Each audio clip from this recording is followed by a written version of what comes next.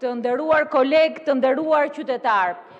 Së pari, sot Tirana ka një realitet tjetër, Shqipëria ka një realitet tjetër. Të rinjt, apolitik, politik, të djathtë, të majt, kanë mbushur sot sheshe për treguar që janë kundër sistemit rilindjes. Kundër atij sistemi që i ka detyruar ato për vite me radhë largohen. Kundër atij sistemi që sot e ka kthyer Shqipërinë në të pajetueshme, e ka kthyer Shqipërinë të shtrenjtë, e ka kthyer Shqipërinë në një vend të pakicës, jo në një vend të shumicës. Për vite me radhë flasim për këtë sistem, e veshët kanë qenë të mbyllur, syt kanë qenë të mbyllur, nuk janë dëgjuar asnjë nga kërkesat që ne këtu kemi bërë në vite. Ato sot nuk po protestojnë për një projekt. Ato sot protestojnë për një realitet, po protestojnë për atë që kanë përjetuar për vite me radhë, për faktin që ky parlament dhe sidomos Partia Socialiste nuk i përfaqëson më ato.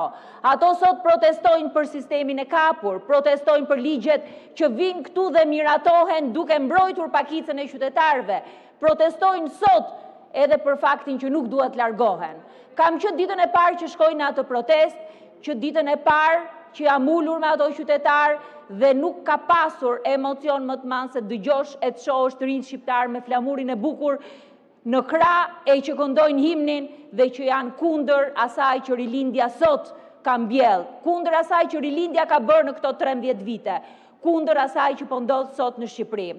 Për 4 vite më radhë bashkë me kolegët e Partisë Demokratike kemi dërguar mbi 14 shkresa në Komision Evropian, në Parlament Evropian, për ligjin e zonave të mbrojtura, për ligjin e investimeve strategjike, për ligje të tjera duke vazhduar me atë të koncesionit porteve, për të treguar që e ardhmja e Shqipërisë është në udhkryq, që vendimet e qeverisë po e pengojnë Shqipërinë të ecë përpara në proces të integrimit. E kemi paralajmëruar këtë situatë. Kjo situatë nuk është një situatë e vjetër për parlamentin, po sot realiteti është tjetër. Sot është ngritur e gjithë Shqipëria në këmbë dhe ne duhet ta dëgjojmë. Së pari ta dëgjojmë ne si forcë politike dhe sigurisht që të jemi pjesë atje patjetër, siç kemi qenë që ditën e parë, po ta dëgjoj dhe qeveria, me kërkesën e tyre legjitime për dorëheqje, me kërkesën e tyre legjitime për të ndryshuar Shqipërinë sot dhe ndryshimi fillon me largimin e Partisë Socialiste. Faleminderit.